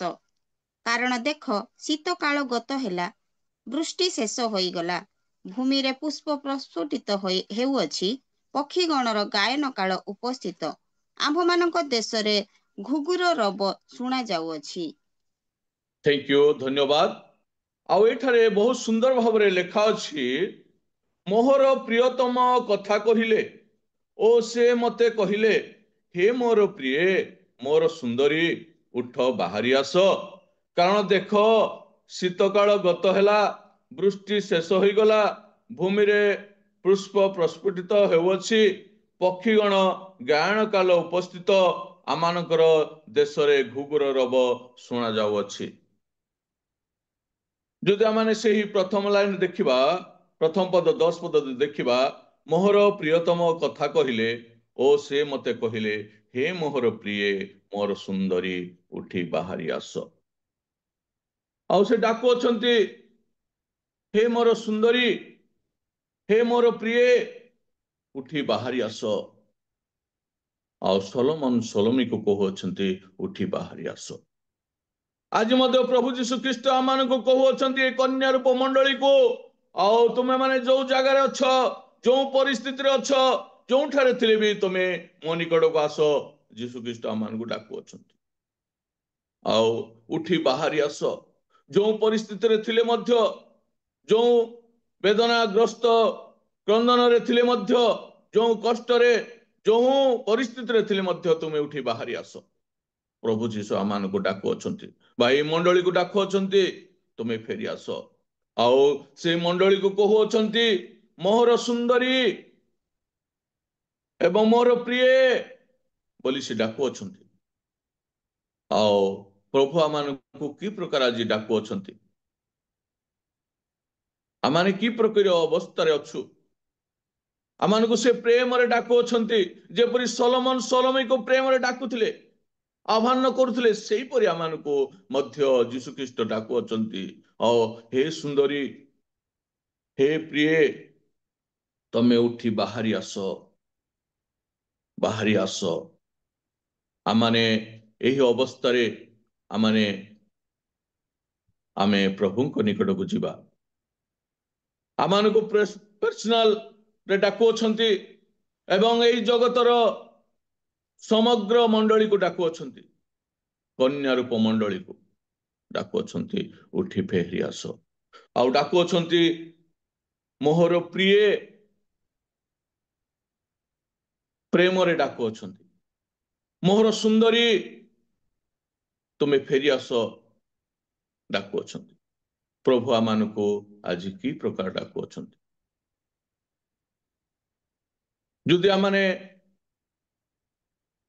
ଯଦି ଭ୍ରାନ୍ତ ପଥରେ ଯାଇଅଛୁ, ତାହେଲେ ପ୍ରଭୁ ଆମମାନଙ୍କୁ କି ପ୍ରକାର ଡାକିବେ। ଆମମାନଙ୍କୁ ଯଦି ସେ ଖରାପ ବ୍ୟବହାର ଯଦି ଡାକିବେ, ସୁନ୍ଦରୀ ନ ବୋଲି ହେ କୁକୁର ବୋଲି ଡାକିବେ, ହେ କାଉ ବୋଲି ଡାକିବେ, ହେ ବହୁରୂପୀ ଏଣ୍ଡୁଅ ବୋଲି ଡାକିବେ, ହେ ବିଲୁଆ ବୋଲି ଡାକିବେ, ଏହିପରି ଡାକିବେ। ତାଙ୍କରେ ଆମେ ପ୍ରିୟ, ତାଙ୍କରେ ଆମର ସନ୍ତୋଷ ପାତ୍ର। ମଣ୍ଡଳୀକୁ ପ୍ରଭୁ କନ୍ୟା ରୂପେ ଦେଖନ୍ତି। ଯଦି କନ୍ୟାକୁ ବର କିପରି ଡାକିଥାଏ, ଯଦି ଆମେରିକାରେ ଯଦି ଦେଖିବା, କିପରି ଡାକିବେ? ଯଦି ଆମମାନେ ପ୍ରଭୁଙ୍କର ସନ୍ତୋଷ ପାତ୍ର ପାତ୍ରୀ ହେଉଛନ୍ତି, ପ୍ରଭୁ ଆମମାନଙ୍କୁ କିପରି ଡାକିବେ? ଜଣେ କୁହନ୍ତୁ, ପ୍ରଭୁ ଆମମାନଙ୍କୁ କିପରି ଡାକିବେ? ନ୍ୟୁଟ କରି କୁହନ୍ତୁ।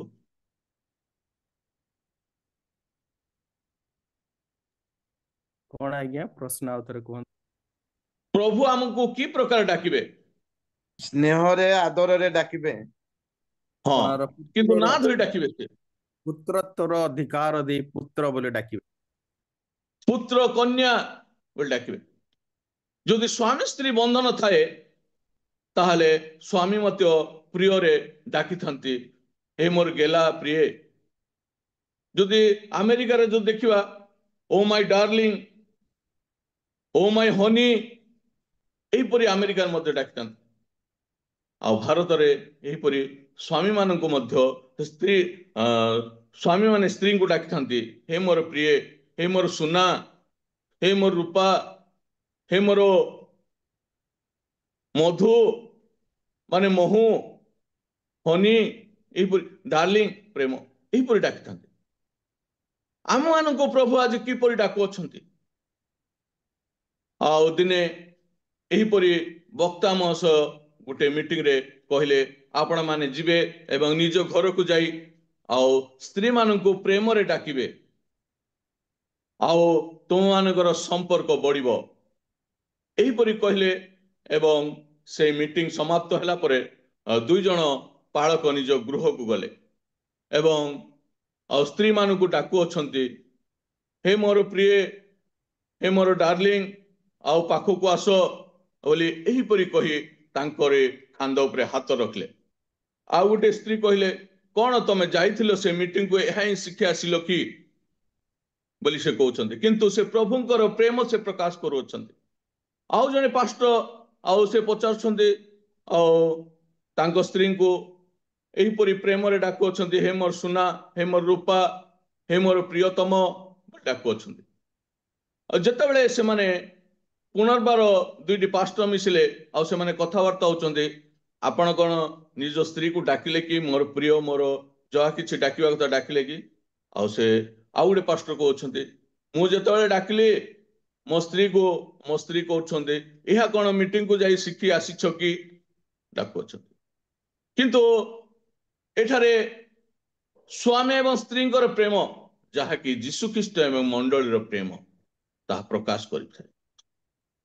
ଆଉ ଏହିପରି ପ୍ରେମ ଆମମାନଙ୍କର ସମ୍ପର୍କରେ ରହିବା କଥା ଆବଶ୍ୟକ, ଯାହାକି ଯୀଶୁଖ୍ରୀଷ୍ଟ ସେଇ ମଣ୍ଡଳୀକୁ ପ୍ରେମ କରିଅଛନ୍ତି ଏବଂ ଆଦର କରିଅଛନ୍ତି, ସ୍ନେହ କରିଅଛନ୍ତି। ଯଦି ଆମମାନେ ବାଇବଲରେ ଦେଖୁ, ଅନେକ ଜାଗାରେ ଆଉ ଲେଖା ଅଛି, ଆଉ ସେ ସୋଲୋମନଙ୍କ ଯାହାକି ଅବ୍ରାହମକୁ ଡାକୁଅଛନ୍ତି ସ୍ନେହର ଅବ୍ରାହମ ବୋଲି ଡାକୁଅଛନ୍ତି ବାଇବଲ। ଯଦି ଆମମାନେ ଦାନିଏଲକୁ ଦେଖିବା, ଗାବ୍ରିଏଲ ଦୂତଙ୍କ ସହିତ ଆଉ ଗାବ୍ରିଏଲଙ୍କୁ କହୁଅଛନ୍ତି ଆଉ ବିଶ୍ୱସ୍ତ ଦାସ ବୋଲି କହୁଛନ୍ତି। ଆଉ ଯଦି ଦାନିଏଲ, ଯଦି ମୂଷାଙ୍କୁ ଦେଖିବା, ଆଉ ମୂଷାଙ୍କୁ ମଧ୍ୟ ସେ ଆଦରରେ ଆଉ ଗୋଟେ ନାଁ ଧରି ଡାକୁଅଛନ୍ତି। ଯୀଶୁଖ୍ରୀଷ୍ଟଙ୍କୁ ମଧ୍ୟ ସେଇଦିନ ହେ ମୋର ପ୍ରିୟ ପୁତ୍ର ବୋଲି ଡାକିଥିଲେ। ଆଜି ଆମମାନଙ୍କୁ ପ୍ରଭୁ ଯୀଶୁ କଣ ବୋଲି ଡାକୁଅଛନ୍ତି? ଆଉ ଏଠାରେ ସଲୋମୀ ଆଉ ସଲୋମନ ସଲୋମୀକୁ ଡାକୁଅଛନ୍ତି, ଆଉ ମୋହର ପ୍ରିୟ, ମୋହର ସୁନ୍ଦରୀ, ଉଠି ତୁମେ ବାହାରି ଆସ। ଯଦି ନିଜ ସ୍ତ୍ରୀ ଯଦି ଅଲଗା ଜାଗାରେ ରହିଅଛି ଆଉ ସେ ତାର ଭୁଲ ରାସ୍ତାରେ ଯାଇଅଛି, ତାହେଲେ ତାକୁ ପ୍ରେମ କରି ଆମେ ଡାକି ଠିକ ରାସ୍ତାକୁ ଆମେ କଢାଇ ଆଣିବା ଆବଶ୍ୟକ ରହିଅଛି। ଆମେ ଯଦି ଡାକୁଅଛନ୍ତି ପ୍ରଭୁ ଯୀଶୁ, ଆମେ ଧୈର୍ଯ୍ୟ ସହକାରେ ତାଙ୍କ ନିକଟକୁ ଯିବା ଆବଶ୍ୟକ ରହିଅଛି। ତାଙ୍କରି ଆହ୍ୱାନ ରହିଅଛି, ଆଉ ଉଠି ବାହାରି ଆସ। ଆମେ ଯୋଉ ପରିସ୍ଥିତିରେ ଥିଲେ ମଧ୍ୟ, ଯୋଉ ଜାଗାରେ ଥିଲେ ମଧ୍ୟ, ଯଦି ପ୍ରଭୁଙ୍କର ଆହ୍ୱାନ ପାଇଅଛନ୍ତି, ପ୍ରଭୁଙ୍କର ଡାକରା ପାଇଅଛୁ, ଆମେ ଉଠି ତାଙ୍କ ନିକଟକୁ ଯିବାକୁ ପଡିବ। ଗୋଟିଏ ଜାଗାରେ ଅପ୍ରଭୁଙ୍କର ଦାସଙ୍କୁ ପ୍ରଭୁ ଆହ୍ୱାନ କଲେ, ଆଉ ସେ ଅନ୍ୟ ପରିସ୍ଥିତିରେ ଥିଲେ, କିନ୍ତୁ ତାଙ୍କୁ ଡାକିଲେ, ଆଉ ତୁମେ ସେବା କାର୍ଯ୍ୟ କରିବା ନିମନ୍ତେ ଆସ। ଆଉ ସେତେବେଳେ ସେ ଧୈର୍ଯ୍ୟ ସହକାରେ ଅପ୍ରଭୁଙ୍କର ସେବା କାର୍ଯ୍ୟକୁ ଗଲେ। ସେବା କାର୍ଯ୍ୟକୁ ଯେତେବେଳେ ଯାଉଅଛନ୍ତି, ଗୋଟିଏ ଗ୍ରାମକୁ ସେହି ପ୍ରଭୁଙ୍କର ଦାସଙ୍କୁ ପ୍ରଭୁ ପଠେଇଲେ। ସେ ଧୈର୍ଯ୍ୟ ସହକାରେ ଗଲେ ସେହି ଜାଗାରେ ଏବଂ ପ୍ରଭୁଙ୍କର ସେବା କାର୍ଯ୍ୟ ଆରମ୍ଭ କଲେ। ଏହି ସମୟରେ ତାଙ୍କୁ କିଛି ଅସୁବିଧା ଅଣାଟଣା ଆସିଲା। ମାତ୍ର ଯେତେବେଳେ ସେହି ଗାଁକୁ ପହଞ୍ଚିଲେ, ସେ ଗାଁରେ ରହିବା ପାଇଁ ମଧ୍ୟ ଜାଗା ନଥିଲା। ଆଉ ଯେତେବେଳେ ସେ ଗାଁରେ ଗୋଟିଏ ଘର ଦେଖିଲେ ରହିବା ପାଇଁ, ପାଷ୍ଟର ଏବଂ ତାଙ୍କର ସାଥୀ ଭାଇ ଯାଇଥିଲେ। ଦୁଇ ଜଣ ଗଲେ ସେ ଗ୍ରାମରେ ଘର ଖୋଜିଲେ ପ୍ରଭୁଙ୍କର ସେବା କରିବା ନିମନ୍ତେ, ଏବଂ ଗୋଟିଏ ଘର ଦେଖିଲେ। ଆଉ ସେ ଘରକୁ ଗଲେ। ଗଲା ପରେ ଚାବି ପଡ଼ିଛି। ସେ ଘର ପଚାରିଲେ, ଏ ଘର କଣ ଭଡ଼ାକୁ ଦିଆହଉଛି? ଆଉ ସେ ଘର ପଡ଼ିଶା ବାଲା କହିଲା, ହଁ ଦିଆହଉଛି, କିନ୍ତୁ ଘରର ଦାମ ବହୁତ ଟଙ୍କା, ଆପଣ ମାନେ ରହିପାରିବେ କି? ଆଉ ତାଙ୍କେ ପ୍ରଭୁଙ୍କର ଡାକରାକୁ ପ୍ରଭୁଙ୍କର ଆହ୍ୱାନକୁ ସେମାନେ ଗ୍ରହଣ କରି ସେହି ଗ୍ରାମକୁ ଗଲେ ଏବଂ ସେହି ଗ୍ରାମରେ ସେବା କାର୍ଯ୍ୟ କରିବା ନିମନ୍ତେ ଆସିଛନ୍ତି ପ୍ରଭୁଙ୍କର ଡାକରାକୁ। ଆଉ ପ୍ରଭୁଙ୍କର ବାକ୍ୟକୁ ସଫଳ କରିବା ନିମନ୍ତେ ପ୍ରଭୁଙ୍କର ଆଜ୍ଞାକୁ ମାନିବା ନିମନ୍ତେ ସେମାନେ ସେହି ଗ୍ରାମକୁ ଗଲେ। ଆଉ ଯେତେବେଳେ ଯାଇ ଅଛନ୍ତି ଆଉ ସେ ଘର ଦେଖିଲେ ଆଉ ଘର ମାଲିକଙ୍କୁ ପଚାରିଲେ ଆଉ ଏ ଘର କେତେ? ଆଉ ସେ ଘର ବାଲା କହିଲା 3000 ଟଙ୍କା। ଆଉ 3000 ଟଙ୍କା କହିବାରୁ ସେମାନଙ୍କର ପଇସାର ଅଭାବ ହେତୁ ସେମାନେ ଟିକେ ପଛଘୁଞ୍ଚା ହେଇଗଲେ। ତାପରେ ପୁନର୍ବାର ଆଉ ସେହି ଗ୍ରାମରେ ଘର ଦେଖିଲେ କିନ୍ତୁ କୋଉଠି ଘର ନଥିଲା। ଶେଷରେ ସେଇ ଘରକୁ ପୁନର୍ବାର ସେମାନେ ନେବା ପାଇଁ ଚେଷ୍ଟା କଲେ ଏବଂ ସେ ପଡ଼ିଶା ଘରକୁ ପୁନର୍ବାର ପଚାରିଲେ ଏଇ ଘର ଆଉ ଏତେ ରେଟ୍ କ'ଣ? ତାହେଲେ ସେ ଘର ପଡ଼ିଶା ବାଲା କହିଲା ବାବୁ ଏ ଘର ବହୁତ ସୁନ୍ଦର କିନ୍ତୁ ଏଇ ଘରରେ ଫାଶୀ ହୋଇକି ମରିଯାଇ ଅଛନ୍ତି ଏବଂ ଅନେକ ଲୋକ ଆତ୍ମହତ୍ୟା କରି ଆଉ ଏହିପରି ବିଷ ଖାଇ ଏଇ ଘରେ ମରିଯାଇଛନ୍ତି। ସେଥିରେ ମତେ ଏ ଘର କିଏ ନେଉନାହାନ୍ତି ଭଡ଼ାକୁ ଆଉ ସେମିତି ପଡ଼ିଛି। ଯେତେବେଳେ ପାଳକ ଏଇ କଥା ଶୁଣିଲେ ଓ ଏ ଗ୍ରାମରେ ତ ଘର ମିଳୁନି ଆଉ ନିଶ୍ଚୟ ଘର ନେବା ବୋଲିକି ପୁନର୍ବାର ସେ ଘର ମାଲିକ ନିକଟକୁ ଗଲେ ଏବଂ ଘର ମାଲିକ କହିଲେ ଆଉ ସେଥିରେ ଏ ଘର ମାଲିକ କହିଲେ ଆଉ ଘର ନେବ ତ ଭଡ଼ାକୁ ନିଅନ୍ତୁ କିଛି ପରବା ନାହିଁ ଆଉ ପଇସା ଟିକେ କମେଇବେ କି ବୋଲାରୁ ହଁ କମେଇବି ବୋଲିକି ସିଏ ଆଉ ପୁରା କମେଇ ଦେଲେ। 3000 ଘର ଭଡ଼ାକୁ ସେ ମାତ୍ର 1100 ଟଙ୍କା ନେଲେ। ଆଉ ଯେତେବେଳେ ଶୁଣିଲେ ଯେ ଏ ଘରେ ଏହି ପ୍ରକାର ଅବସ୍ଥା ଅଛି କିନ୍ତୁ ସେମାନେ ପ୍ରାର୍ଥନା କରି ଗଲେ ସେ ଘରେ ରହିଲେ ଏବଂ ସେବା କାର୍ଯ୍ୟ ଆରମ୍ଭ କରିବା ନିମନ୍ତେ ଗୋଟିଏ ଦିନ ଶୋଇଲେ ନେକ୍ସଟ ଦିନ ସେ ବାଳକ ମହାଶୟ ଅନ୍ୟ ଗାଁକୁ ଗଲେ। ତାଙ୍କ ସହିତ ଯେଉଁ ବନ୍ଧୁ ଥିଲେ ସେଇ ଘରେ ଥିଲେ। ଆଉ ଯେତେବେଳେ ରାତି 2ଟା ହେଇଛି ଆଉ ଗୋଟେ ଭୂତ ଆସିଲା ଆଉ ତାଙ୍କ ପାଖରେ ଛିଡ଼ା ହେଲା।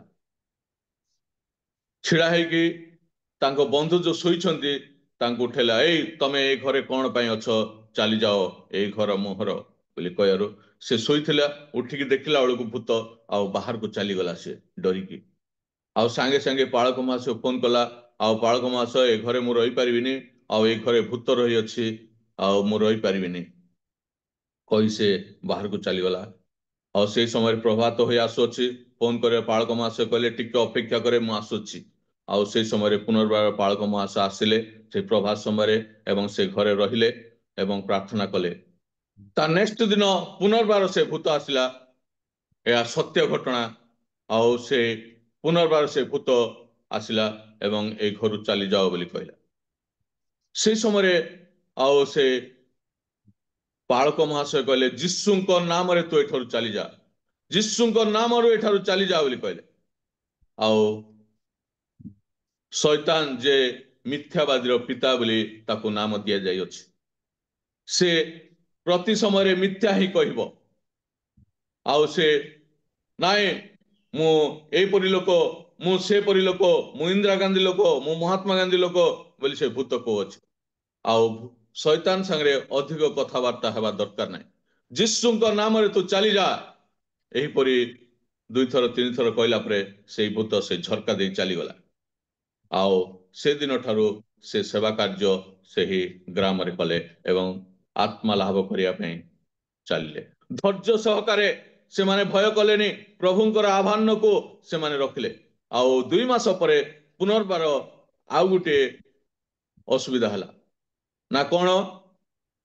ଗୋଟିଏ ଅନ୍ୟ ଗ୍ରାମର ଜଣେ ବଡ଼ ବ୍ୟକ୍ତି ଆସି ଗୋଟେ ଲେଟର ଲେଖିଲେ ଆଉ ତମେ ଏହି ଗ୍ରାମ ଛାଡ଼ି ଚାଲିଯାଅ ନାଇଁ ତ ଆପଣଙ୍କୁ ଖଣ୍ଡ ଖଣ୍ଡ କରି କାଟିଦେବି।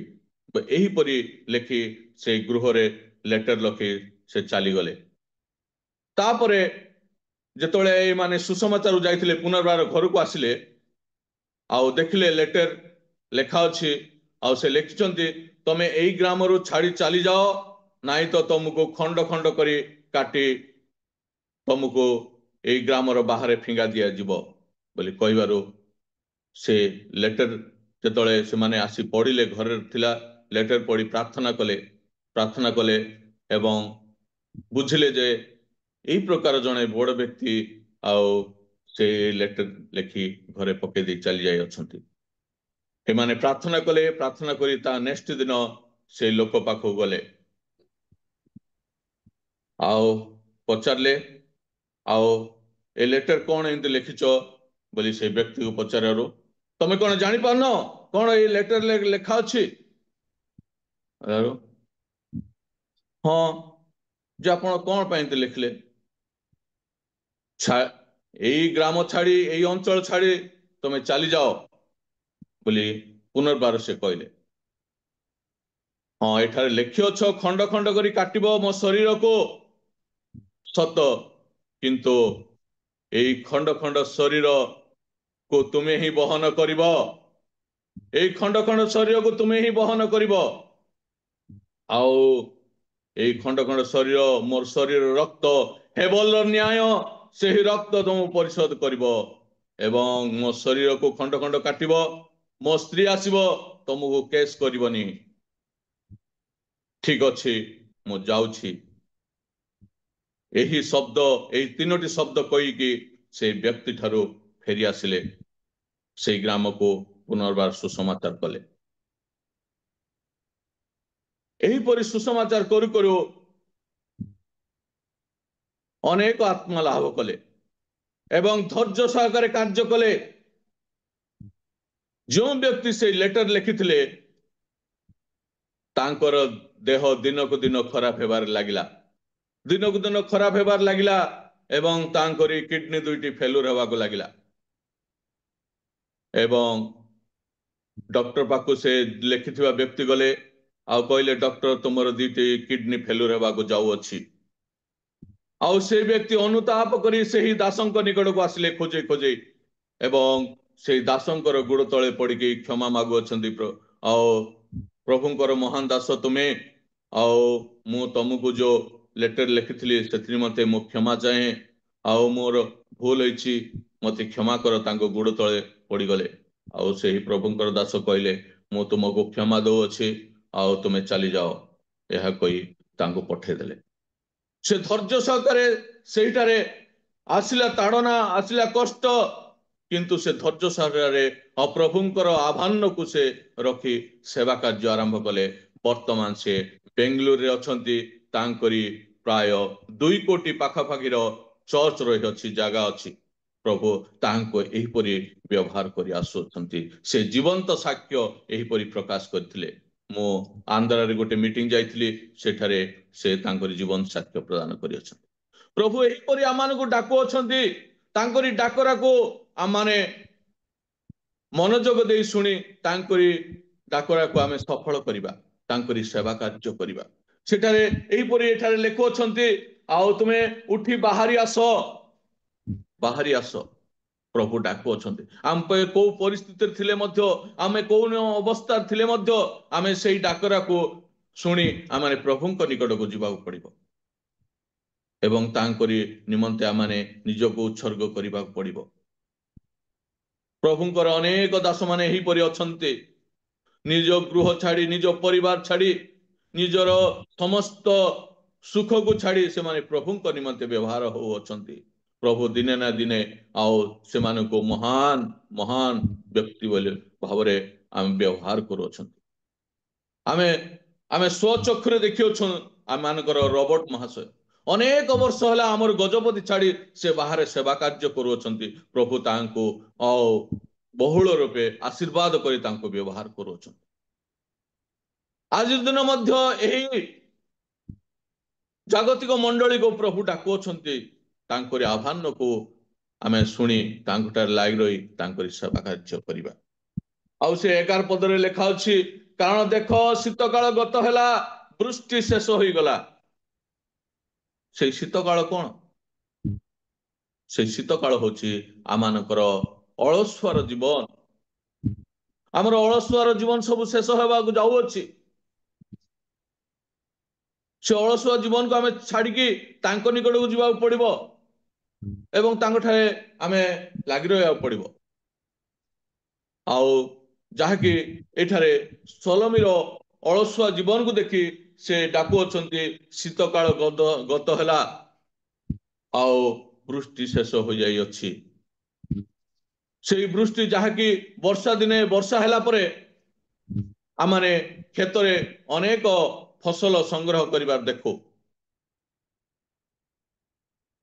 ଆଉ ସେହିପରି ଏ ଜଗତରେ ଆମମାନେ ମଧ୍ୟ ଆମେ ସଂଗ୍ରହ କରିବା ଆବଶ୍ୟକ ରହିଅଛି, ଯାହାକି ଆତ୍ମାକୁ ଲାଭ କରିବା ଆବଶ୍ୟକ ଏବଂ ସଣ୍ଡେ ସ୍କୁଲର ପିଲାମାନଙ୍କୁ ଲାଭ କରିବା ଆବଶ୍ୟକ।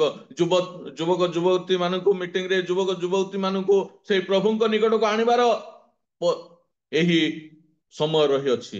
ସେଥି ନିମନ୍ତେ ଆମମାନେ ପ୍ରଭୁଙ୍କ ନିକଟକୁ ଆଣିବା। ଆମମାନେ ସେଇ ସ୍ୱର୍ଗ ରାଜ୍ୟର ପ୍ରଜା ହେଇପାରିବା।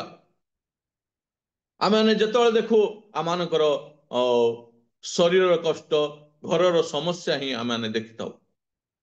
ଆଉ ଗୋଟେ ବୁଢୀ ମା ପ୍ରଭୁଙ୍କର ଦାସ ନିକଟକୁ ଗଲେ, ଆଉ ପ୍ରାୟତଃ ତାର ବୁଢୀମାର 80 ବର୍ଷ ଉପରେ ହେଇଯାଇଛି। ଆଉ ସେ ପାଷ୍ଟର ନିକଟକୁ ଯାଇ କହୁଅଛନ୍ତି, ପାଷ୍ଟର ଆଜ୍ଞା ମୋର ଦେହ ବହୁତ ଅସୁସ୍ଥ ଅଛି, ମୋର ପେଟ ବଥା ହଉଅଛି, ମୋର ଅଣ୍ଟା ବଥା ହଉଅଛି। ଏହିପରି ସେ ବୁଢୀ ମା କହୁଅଛନ୍ତି ପାଷ୍ଟରଙ୍କୁ। ପାଷ୍ଟର ବାବୁ କହିଲେ, ଠିକ ଅଛି ପ୍ରାର୍ଥନା କରିବା, ହେଲେ ତମେ ସ୍ୱର୍ଗ ନିମନ୍ତେ ପ୍ରସ୍ତୁତ ହଉଛ କି ନାହିଁ? ବୁଢୀ ମାକୁ କହିଲେ, ତମେ ସେଇ ସ୍ୱର୍ଗ ରାଜ୍ୟ ଯିବା ପାଇଁ ପ୍ରସ୍ତୁତ ହଉଛ କି ନାହିଁ? ବୁଢୀ ମାକୁ କହିଲେ ପାଷ୍ଟର। ହେଲେ ଥାଉ ବାବୁ, ଆମର ଏ ଗାଉଁଳି ଭାଷାରେ, ଥାଉ ବାବୁ ମତେ ଆଗେ ପେଟ ବଥା ହଉଛି, ମୁଣ୍ଡ ବଥା ହଉଛି, ସେଥି ନିମନ୍ତେ ପ୍ରାର୍ଥନା କର ବୋଲି କହୁଛନ୍ତି। ଆମେ ସେଇ ସ୍ୱର୍ଗର ସ୍ଥାନ ପାଇବା ନିମନ୍ତେ ମଧ୍ୟ ଆମେ ପ୍ରାର୍ଥନା କରିବା ଆବଶ୍ୟକ। ଆମେ ପ୍ରସ୍ତୁତ ହେବା ଆବଶ୍ୟକ। ଆମେ ଖାଲି ମୁଣ୍ଡ ବଥା, ଘରର ସମସ୍ୟା, ଆଉ ପେଟ ସମସ୍ୟା, ଅଣ୍ଟା ବଥା ସମସ୍ୟା, ଏଇ ସବୁ ବିଷୟ ରଖିବା ଉତ୍ତମ, କିନ୍ତୁ ଆମମାନେ ସେଇ ସ୍ୱର୍ଗ ରାଜ୍ୟର ଗୋଟେ ପ୍ରଜା ଭାବରେ, ଗୋଟେ ଅଂଶ ଭାବରେ, ଗୋଟେ ସ୍ଥାନ ପାଇବା ନିମନ୍ତେ ଆମମାନେ ଖୋଜିବା ଆବଶ୍ୟକ ରହିଅଛି। ଆଉ ସେଥି ନିମନ୍ତେ ଆଉ ଶୀତ କାଳ ଯାହାକି ଆମମାନଙ୍କର ଅଳସୁଆକୁ ବୁଝେ। ଆମେ ସବୁଦିନ ଅଳସୁଆ ହୋଇ ରହିଲେ ହେବ ନାହିଁ। ସେ ଅଳସୁଆରୁ ଆମମାନେ ଫେରି ଆସିବାକୁ ପଡିବ, ଯାହାକି ଶୀତ କାଳ ଶେଷ ହେଲା, ଆମର ଅଳସୁଆ ଜୀବନ ଶେଷ ହୋଇଯାଇଅଛି। ସେଥି ନିମନ୍ତେ ସେ 5:3 ପଦରେ ଲେଖା ଅଛି, ମୁଁ ଆପଣା ଜାମା କାଢି ପକାଇଅଛି, କିପରି ତାହା ପିନ୍ଧିବି? ମୁଁ ଆପଣା ପାଦ ଧୋଇଅଛି, କିପରି କରି ତାହା ମଳିନ କରିବି? ମାନେ ଏତେ ଅଳସୁଆ ହେଇଯାଇଛି ଯେ ସେ ଏହି ପ୍ରକାର କହୁଅଛନ୍ତି 3 ପଦରେ, ମୁଁ ଆପଣା ଜାମା କାଢି ପକାଇଅଛି। ଯୀଶୁ ଯେତେବେଳେ ଡାକୁଅଛନ୍ତି, ଆମର ଏହିପରି ଅବସ୍ଥା ଅଛି, ସେହିପରି ଅବସ୍ଥା ଅଛି ବୋଲି ଆମେ କହିଥାଉ। ଆଉ ତାପରେ ସେ ବିଛଣାରେ ରହି କହୁଅଛନ୍ତି, ମୁଁ ଆପଣା ପାଦ ଧୋଇଅଛି, କିପରି କରି ତାହା ମଳିନ କରିବି? ସେ ଯେତେବେଳେ ବିଛଣାକୁ ଯାଏ, ତା ଗୋଡ ଧୋଇ ପକାଏ ଏବଂ ସେ ତଳକୁ ଆସିବା ପାଇଁ ମଧ୍ୟ ତାର କଷ୍ଟ ହୋଇଥାଏ। ଆମେ ଯେତେବେଳେ ଗୋଟେ ଭଲ ପରିସ୍ଥିତିରେ ଥାଇ ଯଦି ପ୍ରଭୁଙ୍କର ସେବା କରିବା ପାଇଁ ଆହ୍ୱାନ ପାଉ, ତାହେଲେ ଟିକେ ପଛଘୁଞ୍ଚା ହେଇଥାଉ। ତାହା ହିଁ ଏଠାରେ 5:3 ଲେଖା ଅଛି। ଆଉ ସଲୋମନ ଡାକୁଅଛନ୍ତି ସଲୋମୀକୁ, ତମେ ଆସ। ଆଉ ସଲୋମୀ ଏହି ପ୍ରକାର ସେଠାରେ କହୁଅଛନ୍ତି, ମୋର ଜାମା କାଢି ପକାଇଅଛି, କିପରି ତାହା ପିନ୍ଧିବି? ମୁଁ ଆପଣା ପାଦ ଧୋଇଅଛି, କିପରି କରି ତାହା ମଳିନ କରିବି? ଆଉ ଏଇ ପ୍ରକାର ଭାବରେ ଆମମାନେ ଉତ୍ତର ଦେଇଥାଉ। କିନ୍ତୁ ପ୍ରଭୁ ପ୍ରେମରେ ସେ ଆମମାନଙ୍କୁ ଡାକୁଅଛନ୍ତି, ଆଉ ସେ ଆମମାନଙ୍କୁ ଗ୍ରହଣ କରିବା ପାଇଁ ଚାହୁଁଅଛନ୍ତି। ଆମେ ତାଙ୍କ ନିକଟକୁ ଯିବା ଆଉ ତାଙ୍କରି ସହବର୍ତ୍ତୀ ହେବା। ଯଦି ଆମେ ମାନେ ସମୟ ହେଇଯାଉଛି, ଆଉ ଯଦି ଆମେ 12 ପଦ ଦେଖିବା, ଭୂମିରେ ପୁଷ୍ପ ପ୍ରସ୍ଫୁଟିତ ହଉଅଛି, ପକ୍ଷୀଗଣ ଗାୟନର ଉପସ୍ଥିତ। ଭୂମିରେ ପୁଷ୍ପ ପ୍ରସ୍ଫୁଟିତ ହଉଅଛି। ଏହି ଜଗତରେ ଅନେକ ନୂଆ ନୂଆ ବିଷୟ ଉଦ୍ଭାବନ ହଉଅଛି। ଅନେକ, ଯଦି ଆମେ ଦେଖିବା, ମୋବାଇଲ ନଥିଲା, ମୋବାଇଲ ଉଦ୍ଭାବନ ହେଲା। ଆଉ ଫେସବୁକ୍ ନଥିଲା, ଫେସବୁକ୍ ଉଦ୍ଭାବନ। ଇଣ୍ଟରନେଟ ନଥିଲା, ଇଣ୍ଟରନେଟ। ଇନଷ୍ଟାଗ୍ରାମ ନଥିଲା, ଇନଷ୍ଟାଗ୍ରାମ। ଏହିପରି ଅନେକ ବିଷୟ ଏଇ ଭାରତରେ ଆଉ ନୂଆ ନୂଆ ବିଷୟ ଆସୁଅଛି। ସେଥି ମଧ୍ୟ ଲେଖା ଅଛି, ଭୂମିରେ ପୁଷ୍ପ ପ୍ରସ୍ଫୁଟିତ ହେଉଅଛି। ଅନେକ ବିଷୟ ଏଇ ଭୂମିରେ ଆମେ ଦେଖିବାକୁ ପାଉ। ଆଉ ପକ୍ଷୀଗଣ ଗାୟନ ଉପସ୍ଥିତ, ପକ୍ଷୀଗଣ ଯାହାକି ଦେଖୁ ଆମେ ମୋବାଇଲ, ଟିଭି ଏହିପରି କୁ ବୁଝାଏ ଏଠାରେ। ଆଉ ପକ୍ଷୀଗଣ ଗାୟନ ଉପସ୍ଥିତ, ଯଦି ଆମେ ଫେସବୁକ୍ ଦେଖିବା ସେ ପକ୍ଷୀର ଚିହ୍ନ ଥାଏ। ଏହିପରି ଭାବରେ ଏଠାରେ ପ୍ରକାଶ କରିଅଛନ୍ତି। ଆଉ ଶେଷରେ ଆମମାନଙ୍କର ଦେଶରେ ଘୁଘୁର ରବ ଶୁଣା ଯାଉଅଛି। ଅନେକ ରବ ଆସୁଅଛି, ଅନେକ ଯୁଦ୍ଧ ହଉଅଛି, ଅନେକ RSS, ବଜରଙ୍ଗ ଦଳ, ଶିବସେନା ଏହିପରି ସେମାନେ ରବ ଉଚ୍ଚାରଣ କରୁଅଛନ୍ତି। ପ୍ରଭୁଙ୍କର ବିପକ୍ଷରେ ସେମାନେ ଆସୁଅଛନ୍ତି। ଅନେକ ଭାଷାରେ ଅନେକ ବିଷୟରେ ସେମାନେ ଚର୍ଚ୍ଚା କରୁଅଛନ୍ତି। ସେଥିନିମନ୍ତେ ଏଠାରେ ବହୁତ ସୁନ୍ଦର ଭାବରେ ଲେଖା ଅଛି। ଏବଂ 10, 11, 12 ପଦରେ ପୁନର୍ବାର ମୁଁ ପଢୁଛି। ମୋହର ପ୍ରିୟତମ କଥା କହିଲେ ଓ ସେ ମତେ କହିଲେ, ହେ ମୋହର ପ୍ରିୟ, ମୋହର ସୁନ୍ଦରୀ, ଉଠ ବାହାରି ଆସ, କାରଣ ଦେଖ ଶୀତ କାଳ ଗତ ହେଲା, ବୃଷ୍ଟି ଶେଷ ହୋଇଗଲା, ଭୂମିରେ ପୁଷ୍ପ ପ୍ରସ୍ଫୁଟିତ ହଉଅଛି, ପକ୍ଷୀଗଣ ଗାୟନ ଉପସ୍ଥିତ, ଆମମାନଙ୍କ ଦେଶରେ ଘୁଘୁର ରବ ଶୁଣା ଯାଉଅଛି। ଏହିପରି ଆମମାନଙ୍କୁ ସେ କନ୍ୟା ଭାବେ ଗ୍ରହଣ କରିବାକୁ ଚାହୁଁଛନ୍ତି ଏବଂ ସେ ଆମମାନଙ୍କୁ ଡାକୁଅଛନ୍ତି। ଏଠାରେ ସଲୋମନ ସଲୋମୀକୁ ଯେପରି ଡାକୁଅଛନ୍ତି, ଏହି କନ୍ୟା ରୂପ ମଣ୍ଡଳୀକୁ ଆଉ ଯୀଶୁ ଖ୍ରୀଷ୍ଟ ସେ ବର ହିସାବରେ ଆସୁଅଛନ୍ତି, ଆଉ ମେଷ ସେବକ ଭାବରେ ଆସୁଅଛନ୍ତି, ଆମମାନଙ୍କୁ ଡାକୁଅଛନ୍ତି ଏହି ସମସ୍ୟାରୁ ବାହାରି ଆସ, ଏହି ସମସ୍ତ ବିଷୟ ଜଗତର ସମସ୍ତ ତୁମେ ପଛରେ ପକାଇ ଆଗକୁ ଆସ, ଏବଂ ସେଥି ନିମନ୍ତେ ଆମେ ଧୈର୍ଯ୍ୟ ସହକାରେ ତାଙ୍କ ଠାରେ ଆଉ ଲାଗି ରହିବା ଏବଂ ତାଙ୍କ ନିମନ୍ତେ ଆମେ ବ୍ୟବହୃତ ହେବା। ପ୍ରଭୁ ଏହି ଜଟିଳ ସମସ୍ୟା ଦିନ ମାନଙ୍କରେ, ଏଇ କଷ୍ଟକର ଦିନ ମାନଙ୍କରେ, ଏଇ ହିଂସାମୟ ଜୀବନରେ, ଜଗତରେ, ଜୀବନରେ ମଧ୍ୟ ଆମେ ପ୍ରଭୁଙ୍କ ନିକଟକୁ ଆସିବା। ନିଶ୍ଚୟ ପ୍ରଭୁ ଆମମାନଙ୍କୁ ଗ୍ରହଣ କରିବେ ଏବଂ ଆମମାନଙ୍କୁ ତାଙ୍କରି ସନ୍ତାନ ସନ୍ତତି କରିବେ ଏବଂ ଆମମାନଙ୍କୁ ସେ ଉତ୍ତମ ଭାବରେ ଡାକି ତାଙ୍କରି କୋଳରେ ଆମମାନଙ୍କୁ ବସେଇବେ।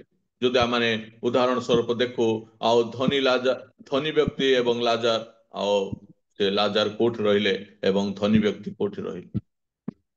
ଆଉ ଧନୀ ବ୍ୟକ୍ତି ଯାଇ ଅନନ୍ତ କାଳ ନିମନ୍ତେ ସେ ନର୍କରେ ଅଛନ୍ତି, କିନ୍ତୁ ଲାଜାର ସେ ଅବ୍ରାହମଙ୍କ କୋଳରେ ବସି ଅଛନ୍ତି।